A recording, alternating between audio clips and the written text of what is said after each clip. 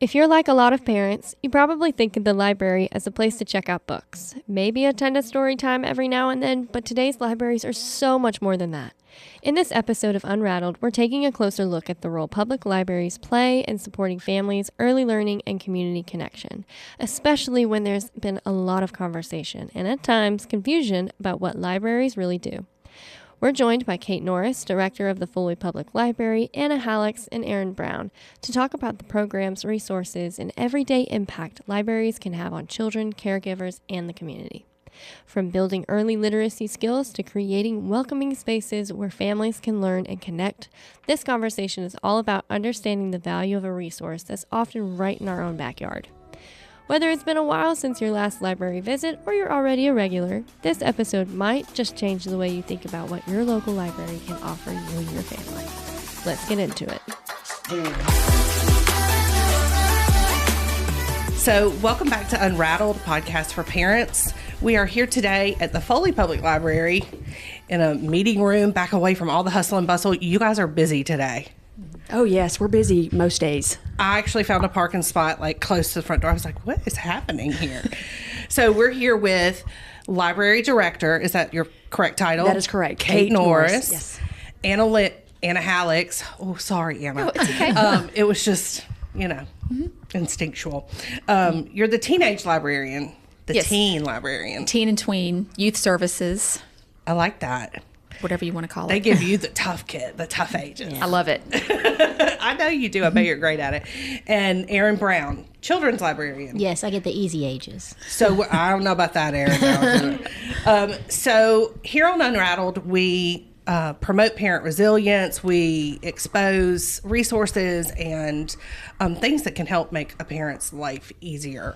So something I was thinking about whenever we started doing this is how, like, preparing for all this today, is how most people live like within miles of a public library and may not even know it.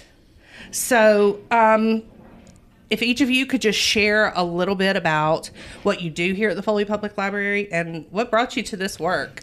Yes, Jessica, thank you for having us. So I think what you said is so true. A lot of people have no idea what the library offers. So I am actually the library director here. So I manage a lot. I manage people. I manage the finances. I'm kind of the overseer. Big boss. Yeah, well, yes. No pressure. But I work with fine people who bring wonderful ideas, and I love my job. I love coming to work every single day. What brought me to library work first is when I realized, because I've worked for the city of Foley for almost 19 years, and I started in HR next door at City Hall. And when I got in HR, I realized how much the library does. And what attracted me most was how much the library helps people. We are a place that helps people. So that's what got me here. Okay, hi, I'm Anna, teen and tween, youth librarian, et cetera, et cetera. So basically, my mom, I grew up a block away from the library. My mom still lives a block away from here. And so, No way. yes. And when the library was on the corner a million years ago, she would actually volunteer during the summer and help with summer reading. So the library's been a part of my life ever since I can remember. I still have my old book logs from summer reading from when I was 3 and 4 years old, because I've always been a pack rat too. But so yeah, the library's always been a part of my life, but I flunked out of college when I was 21 years old, and I came home, and my mom and I came to the library like we usually do, and they were, posting for a part-time position. And even though I was at a very low point in my life because I was just like not doing what I needed to do, the library director, she knew me, and I think she saw in me what I didn't see in myself, and she took a chance on me, and I worked part-time, and that was in 1998, and I've been here ever since, and I love it. I love this building. I love my job. I love the people I work with, and that may sound like, Pollyanna cliched, but it's very true. I feel like this is where I belong. Home. Mm-hmm. Exactly. Okay, Aaron, you're up. All right. I'm Aaron Brown. I am the children's librarian here, so I'm over ages 0 to 9. And I started here May 27th, so I've been here a little under a year. Okay, you're a newbie. I'm a newbie. I still pull that card all the time. I'm like, I'm new. I don't know.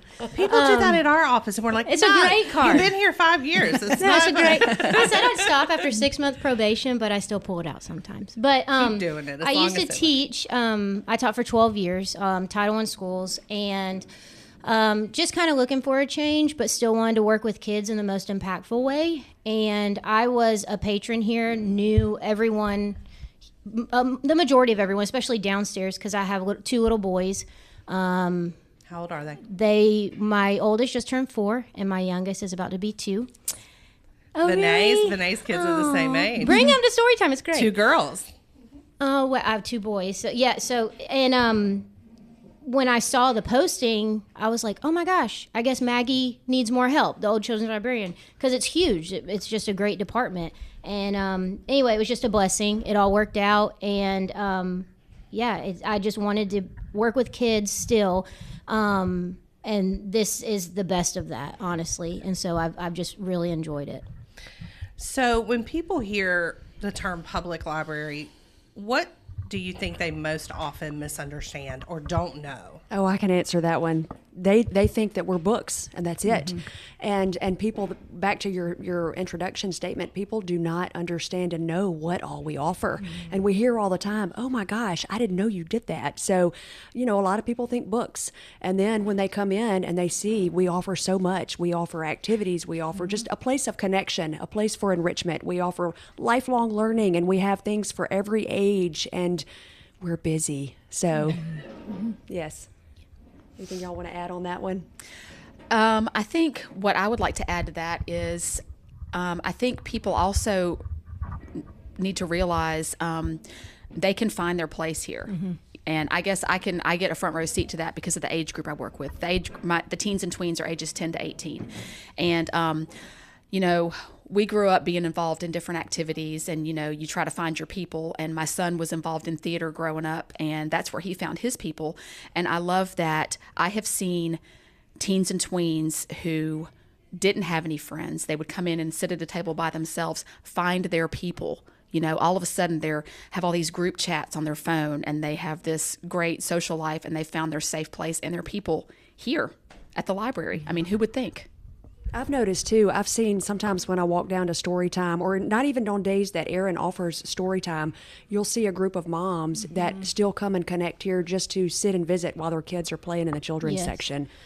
And for my age group, 0 to 9-year-olds are pretty outgoing, resilient. Like they aren't so like self-aware at that point. The connection I see the majority of the time is with the parents. Like a lot of mom groups, sometimes it's kind of hard to slide in because you either have your core people, and it's not in an ostracizing way. It's just more so like, hey, we meet up here every Thursday. But then I had a new mom come in one time, and you could tell, like, sometimes there's a little hesitancy. You walk in, and it's busy. It's jamming where we're at. I call it, like, organized chaos. There's nothing quiet and calm about it. And so I'll see mom, and I'll, like, introduce them. I'm like, hey, they come on Thursdays. Or so just to kind of find your people and that support system, because as we know, moms, sometimes those early days can be pretty lonely and monotonous. And so this is a space where their kids are entertained, and they can kind of come back and find themselves and be like, oh, I am a human, not just this taxi driver or something. So I've seen more of that connection. I mean, the kids reach out and make friends, but a lot of times with the parents.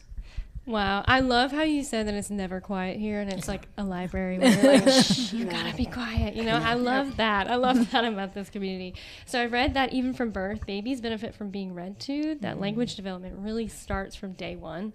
So spaces that support the early connection really matter. And I wanted to know, how do libraries support early literacy and school readiness in ways families may not realize?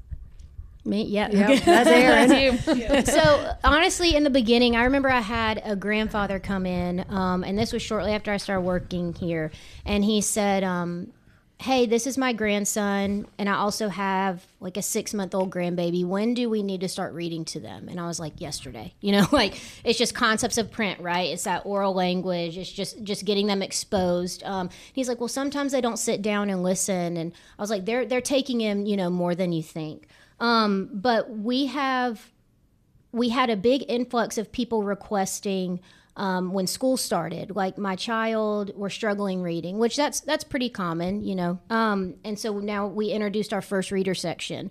That's been a huge success. It's all these decodable readers, and we have these pamphlets that kind of lay it out, because you get this paperwork sent home from schools that's like practice on CVC words, or, you know, that's constant, vowel, constant. A lot of people don't know that. I kind of take for granted what people do and don't know when it comes to literacy. For me, it's just kind of easy, like read to your kid, hang out with them, just talk. How was your day? Introduce them to vocabulary, you know. But just the first reader section, though, has been a great resource, a one-stop shop, really. And we also, just story time. A lot of parents will come up to me and say, I didn't even, like our songs, they think they're just singing. No, like when we do roly-poly, up, up, up, there's a movement with up. I'm teaching you words, you know. When we do our parachute, we're practicing colors with it. You know, just learning isn't sitting down in a desk with a pen and pencil or with a Chromebook or whatever. You know, it's immersive, it's interactive, it's full body, that total physical response. And so, if anything, if you can leave here with ideas of what to take home, I love that. So yeah, we experience that in childcare too. People are like, "Oh, they're just playing."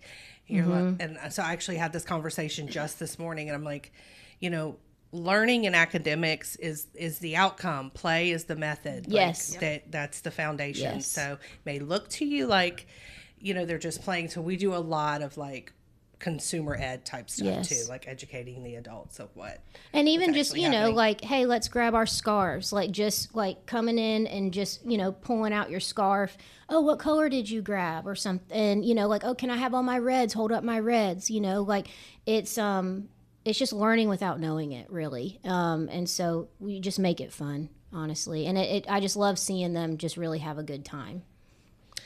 I want to go back to something you guys said earlier about finding your place here.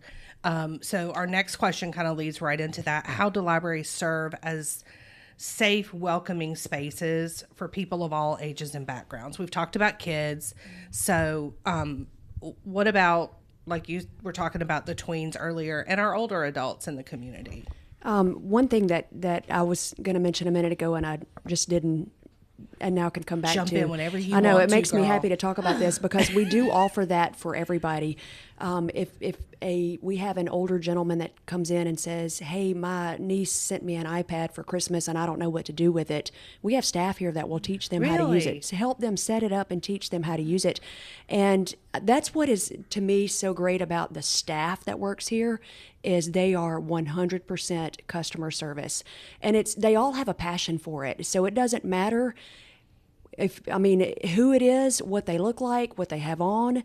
They are welcome here, and we want to help you. How can we help you? And that's just another One thing piece. I really miss at the library, in all honesty, are the cards, the little cards and the card catalog. Yes, the card catalog and the pieces of furniture with all the little like drawers in them. I thought they were great. I loved Hey, we them. still have one with the obituaries in it. So when y'all get Yes. finished, we need to take you in there and show it to Really? you. Yes, I loved those we things. as a repurposed kid. it. Yes, you can go through it.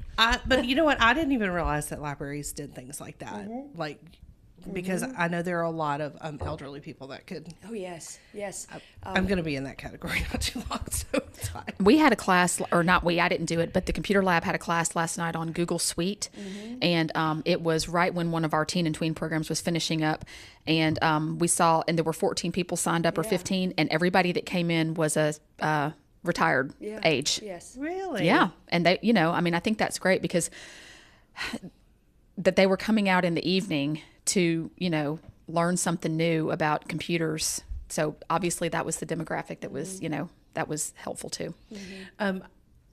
We have a mutual friend, and she had gone through some really hard times and noticed that she was kind of isolating at home and things like that. And I started noticing on social media that she was getting out and going to classes at her local library and like doing different things. Yes. And I loved to see that. Yes, we have a girl here that plans all of our adult and family events, and she does art classes, and she has guest speakers come in. So 2 or 3 times a week, you will find something pretty much designated for either adults or families. Can you give us some ideas about like the guest speakers that you guys have? Like what topics? Absolutely. So next week we have a USA Today best-selling author coming, and we're excited about her. Her name is Colleen Coble, and she has written several series based in this area.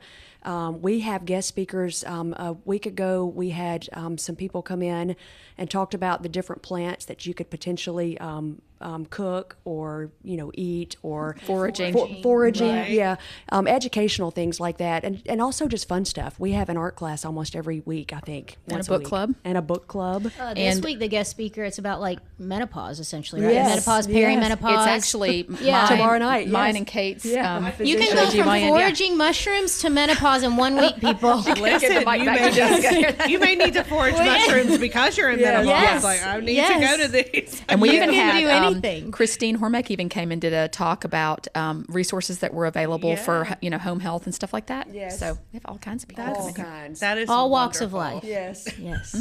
Libraries have also been in the spotlight more recently, and not always in a positive way, but at the same time, they can continue to be one of the most trusted public institutions. And so over the past year, public libraries have faced increased scrutiny and misinformation. Really? I did not know that. Oh, yeah. I don't know. Well, I'm not really on social media. Even given my job, I'm social media marketing, personal. Okay. You have to look it How- up once you leave. Right. How has that affected library staff and communities? I am very curious. I think if you want to go for it, go for it. I'll give one perspective. Okay, so I've worked here 28 years, and on one hand, I'm surprised and glad that it took this long for people to start targeting us, but it's The spotlight's a terrible thing to waste. You got it. but Use it's I don't know. It's discouraging in that what we have noticed is that the people that seem to be targeting us, I think we're kind of out of it a little bit compared to Fairhope. Yeah, we definitely try to stay under But the radar. it's it's people that don't use the library. And so I think it's good that, you're trying to spread awareness about us and what we do, because I think the more people that know, for some reason we've been painted in this bad light just because we have books and we're a public library and we have something for everybody, and that should be a good thing. But lately by certain groups it's being, taken as a negative thing. But the people that use us, use the library, they back us up, and they know and they trust us, and they know what we're doing. So I think that's, I don't know, that's the thing that I think has been the most discouraging, is that it's people that, like, knowledge is power, and they don't have the knowledge about the library, and they're afraid of what they don't know. And unfortunately, they're spreading misinformation because of that. So hopefully this will help, change that a little bit, and, spread true information about who we are and what we Kate, do. you want to add anything to that? Yeah, so, and I don't know how much you want us to talk about this, but basically Whatever you're comfortable with. basically what the deal is, what's happening here is we are given state funding. And that's actually administered through the Alabama Public Library System. But in order to receive that state funding, we have to follow state code. So that's where some of the libraries are getting in trouble, is what that state code is. If they're not following that state code, you might see them lose their funding. So, and a lot of times what it is it's books. It's books that have explicit content in it. And in a nutshell, those books, we have been asked just to move those to the adult section. So we do listen, because we do receive state funding, and honestly, I am a rule follower, but we try to be selective in what we pick out. So I don't know if y'all know a whole lot about how that works either. We have a team, a collection development team, and they actually go through and they pick out the books that are on our shelves. Well, as they pick out those books, they can read what's in it and where it is recommended to go, the teen section or the adult section or the kids section. But if it has explicit content in it, we have been asked to put it in the adult section, because we want to keep our kids safe. And that's what a lot of the argument is. It's all about keeping kids safe and the content that's actually in these books. So that's just kind of a quick summary of what is going on. But the team of people that work here and that are making the selections for us, They know our community. They know what they like to read. They know what checks out. If Erin comes to them and says, hey, I want to start a first reader section, so the team that works here is just really, really good at picking out. They know what the patrons of Foley like to read. So, we try to be smart about what we select, and, we do try to stay under the radar. So. Yeah, and like we talked about earlier, I think the majority of parents just want to know, like, that their kids, that they're safe and that they're, and they don't understand how decisions are made. And you always have small groups of people that are going to take advantage and spread misinformation when they can. Sure. So, that was one of the reasons I really wanted to do this, is because we don't want our parents to be put off or, scared, so to speak, of using the free resources that they have, at their disposal. So, what do you think what do you want parents and community members to know about how, you've talked a little bit about how you make decisions around purchasing the books and things like that. How do you decide, like, what programs you offer, especially for the teens and tweens? I mean, let's be honest, that's kind of our risky area, Yeah. I mean, I was reading stuff I was reading Stephen King in like 5th grade. That wasn't appropriate, so I was scared. So, first of all, I try to have a diverse cadre of programming. I try to have just something for everybody, and that, everybody will enjoy, whether it's boy, a girl, whatever, every just, something that anybody would want to do. So variety is good. But yeah, when it comes to stuff like, usually it centers around like book club, which we don't do during the school year, because I know the kids have enough homework, assigned reading, but we want to keep them reading during the summer. So we usually do book and movie club in the summer. And that's something that I don't want to say that I agonize over, but I try to find books that, they're going to want to read, but that the movie will be appropriate. Because a big thing with the programs that I do, and with like the atmosphere that we create, and I have this really good group of teens and tweens right now that have been coming for a while, and they all know, quote unquote, the rules. So when somebody new comes in, I don't even have to say them anymore. I'll just say, okay, what's rule number 1? And it's respect is the main thing. And you don't ever know how different kids are being raised, and what their values are, what their beliefs are. So we have a no profanity rule. And so I feel like when it comes to, if you cuss around your friends, that's fine. But in here, we're going to have respect for everybody. And, since we don't know what everybody's preferences are, this is how we are going to show respect to each other.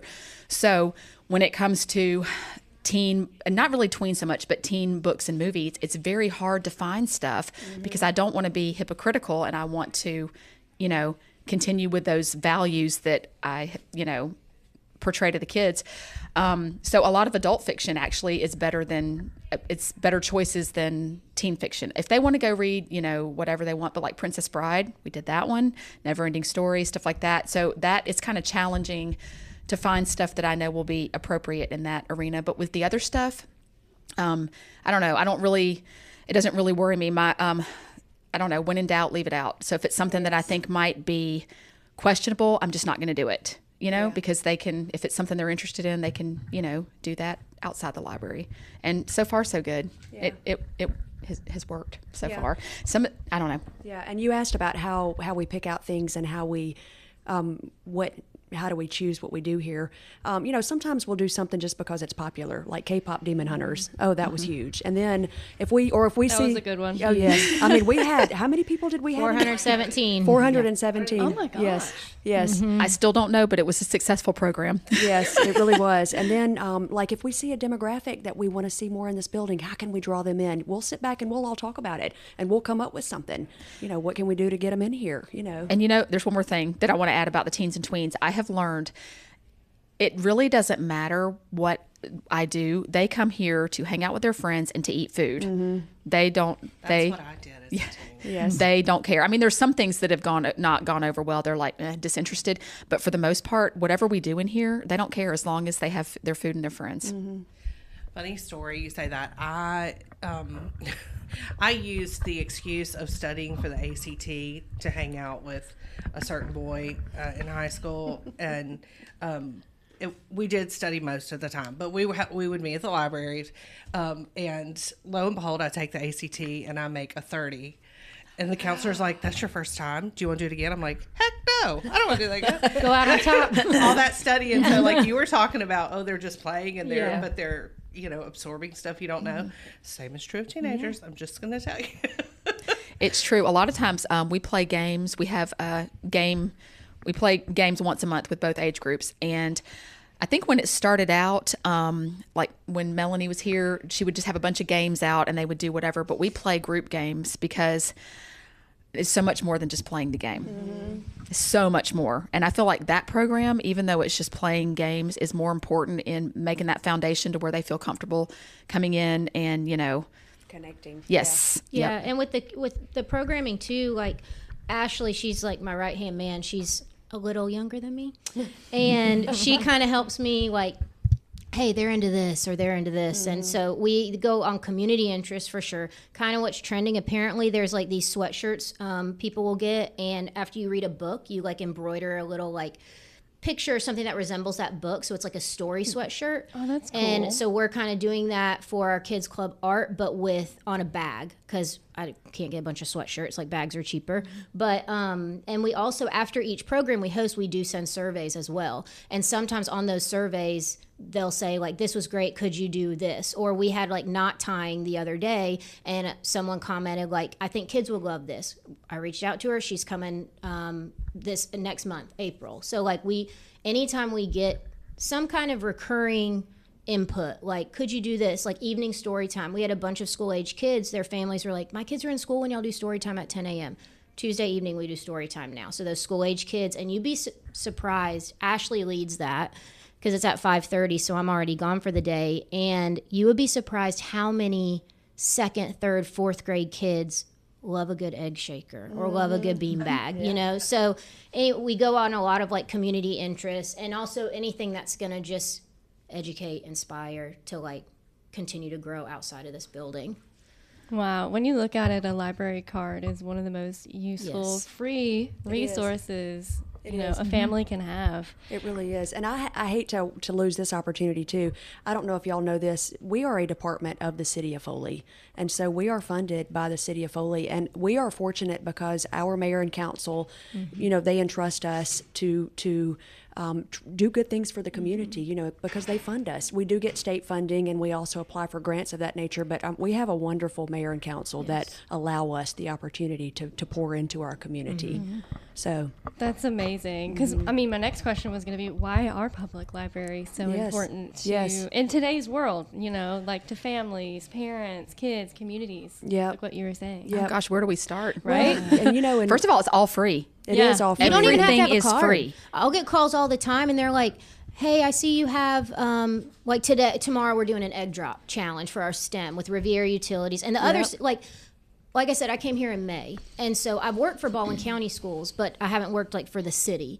And my son's birthday was last week, and we had at Graham Creek, a city employee hooked me up while I was out there. Riviera, we're partnering with them for the fourth time since I've been here to do the egg drop. The linemen are getting up with the bucket truck. So it's all just this collaborative effort just to enhance all of our departments. The egg drop, so they're dropping Easter eggs? They're dropping real eggs. They got to build a container to protect their egg, and the linemen are going to participate too. Okay. And then they're going to get up in the bucket truck and drop it, and then we're going to see if your egg can survive the fall. Okay, I remember this. But I'll get calls like, hey, I live in Summerdale. I saw your egg drop. Can we come? And I'm like, yes. Do I have to pay? No. Do I have to have a card? No. You don't even have to live in this country. If you're visiting, please come. Yes. Get a card if you want. You have to live in Foley. But, but even if you have a different card, it doesn't deter you. It doesn't prevent you from having any of our program events, anything. So I get that question all the time. Card, cost, resident, and everyone's always surprised. And then just the quality. It's not, we do quantity, we have a lot, but our quality too is just really top notch. Like people come in all the time and they're like, I can't believe this was free. And again, that goes back to our mayor and council, just with the funding we're provided, and it goes to really good use. Okay, I'm going to ask the question because I know somebody out there that's listening is like me. What if I, like, I don't know, borrowed some books a decade ago, don't know where they are. I'm sure I have this huge library bill. Like, can I come back in? Yes. Can you work with me? Like, what are we doing? Yes. I didn't lose my library books, but I did, like, drive around So with you're one of Blockbuster those. movies You're in my car. I drove just past kidding. it every day, and I don't know why I didn't stop. Please don't Yes. ask. I don't know. Do you still have them? I ended up buying the movie for like $100. And I'm Does like, it have like the paper slip with like the stamp on it? Yeah, I don't know. But somebody out there, okay, has avoided the library because, like, oh God, Yes, you know. I have red tape all over my file. Yes, believe it or not, we actually have people that come in all the time, and you know, people change in life too. You know, just because I didn't return those books and I have a huge fine, but now I'm more responsible and I want to come back in. Absolutely, y'all come in and just talk to the people that work at our circulation desk. That's the customer service desk in the middle. But absolutely, come on back in, and they will look and see if you do have a fine in the system, and if you do, you can pay it off, and if it's tremendous, we can talk about it. And so Okay, I just had to ask the question, you know, because somebody else did that. So we've talked about how libraries support the community and support families and children. How can families and community members support you guys better? What can community members do to better support the library? I would say Spread the just word. show up. Yeah, spread the word. Spread the word, yeah. and then show up to stuff. yeah, yeah. And spread the good word. Yeah. All my one mom came up to me and she said, well, I can kind of tell when people are new, and I'm like, hey, how are you? I've been here before. And she said, no, I heard about this at the kids park. You know, it's just all word of mouth, you know, and I'm always interested how people hear about us, whether it's social media or word of mouth, or like there's a bulletin board by, I think it's the sub place, Jimmy John's, you know, that I'll see sometimes. But yeah, get a card, spread the word. Yeah, help spread the word, Yeah. because it is hard for us to, I mean, believe it or not, we have to market. A library has to market. We try to get the word out the best that we can. And, you know, if you're having fun and love it, tell somebody. You know, we want everybody to know about us. Bring somebody with you next Yeah, time. we're a wonderful resource, and we just want to help you, or, you know, just so share the word. Well, our last question was going to be like, what would you say to invite them back in? But I feel like you just did that. So, Yeah. so do you guys have any closing thoughts for families that might be listening? Anything we I want haven't them to covered? know we have a new library being Oh, yes. built, because a ton Yes. of regulars here. Yes, don't know. They don't know. And I'm like, do you know where the dog park is? Yeah. You know that big building you see right by the dog park? Oh, yeah. yeah. That's our space. Yeah, that's like our they space. don't know. Awesome. So Yes. everything we have now, we're just going to magnify it. It's going We to be are. bigger and better. So we are currently in a 22,000 square foot building. We are moving into a 43,000 square Wow. foot building. I didn't realize you guys had Yes. 2 stories. Yes, we have 2 stories. I didn't know that until I interviewed And her. so when we move, we are hoping we will be in and open in June. We are that close, but we are going to double in size. But what we're excited about, we will still offer the same great things that we offer now, but we're going to have more space. The children's section is going to be huge. 7,000 square feet. I was just going to ask, what are you 7,000 going to square do feet. with all Yes. that extra space? Yes, well, Fill we're it up. excited. So, like yesterday, when Erin had story time for the children, I walked to her little section. She had 74 people back there, and I mean, they were all crammed in. So, we need the space because we have tons of people that come here for meetings. The children's department is huge, so we're excited about that. We're going to also have a sensory room. We're going to have a learning lab that will be dedicated pretty much for learning and STEAM activities. We're going to have several other meeting places. We're going to have an auditorium. The auditorium is not going to be quite as big as the Civic Center next door, but it'll be able to hold 250 to 300 people. What kind of plans you got for that? That So sounds we exciting. we'll do our story times in it. There are some events that we have to cap off because of our Pokemon. meeting spaces here. probably gonna So we will have a lot of our events in that space because, you know, we won't have to cap it off at, you know, 40 or 50 Yeah. or whatnot. Like we had Animal Tales here this past week and they brought in live animals. Well, we can only have 50 in our room. Well, when Animal Tales come in the future, we're not going to have a limit on With the it. zoo, the Gulf Coast Zoo. Yes. Yeah, we do lots of stuff like that. Yeah. So, but we're excited about our new space. And I'm going to have my own teen area, Yes, and a game room. game room, activity room. Yes. Yes, the cultural and heritage section is going to be larger.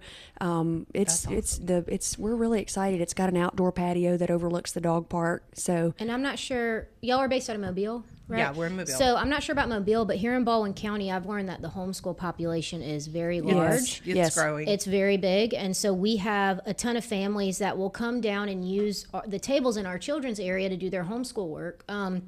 But that space, it's essentially like a little play cafe. There's a kitchen, grocery store, blocks, craft tables, like every day out. You know, they're out at all times. So while you have some families trying to do homeschool work, you have others playing. And so in that large children's area, there's also going to be an activity room that I envision opening up to keeping, if I'm not using it for a program, having it for homeschool families to use, because they need a conducive space, learning environment as well. And sometimes you just got to get out of your house. So we cater a lot to, we do a lot with our public schools as far as outreach and bringing the library to them. But I'm also trying to tie in homeschool families too, just to hit check every box. So we're very fortunate to have this new space because we're going to be able to hit a lot of different areas. Well, it's obvious you guys have a great team, and you seem to all really be passionate about what you do and serving families in the community. So, and I think for the most part, that's what all libraries want to do, right? Yes, absolutely. So we hope if our audience listening, if you don't live in Foley, go look up your local library. Yes, absolutely. See what they got going on. And if you do live in Foley or passing through, stop by and see Aaron and Anna and Kate, and tell them you heard about them from here. That's all for us for Unrattled. The views and opinions expressed in this podcast are those of the hosts and guests and do not necessarily reflect the official policy or position of Gulf Regional Early Childhood Services or its partners. This podcast is for informational purposes only and is not a substitute for professional advice, diagnosis, or treatment. Always seek the guidance of qualified professionals with any questions you may have regarding parenting, education, or your child's development. See you next time.